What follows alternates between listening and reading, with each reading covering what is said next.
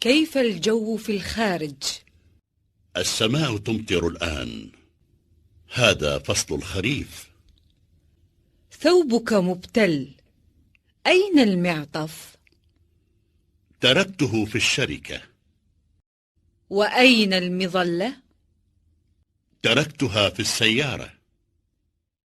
اشرب هذا الشاي دافئ. بارك الله فيك.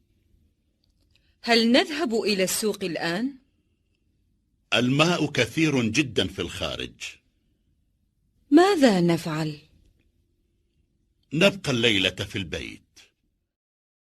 ونذهب غدا إلى السوق إن شاء الله. هذه فكرة طيبة. السلام عليكم يا بدر. أنا حسان، أتكلم من لندن.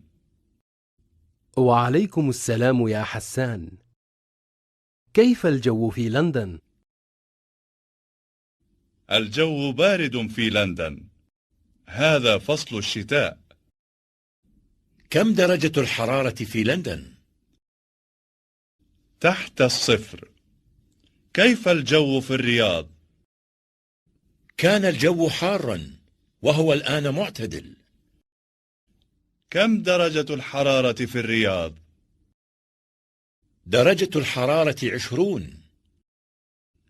هل ستقضي العطلة في لندن؟ لا، سأقضيها في تونس إن شاء الله.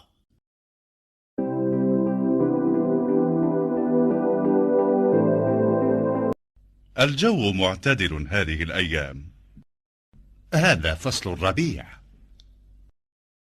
الحمد لله، ذهب الصيف وذهب الحر. وذهب الشتاء وذهب البرد. أين نقضي عطلة الأسبوع؟ نذهب إلى الشاطئ. الشاطئ بعيد. نذهب إلى البر. هذه فكرة طيبة. نذهب إلى البر. سأحضر الخيمة والسجادة. سأحضر الطعام والشراب. أسرتي ستحضر معي.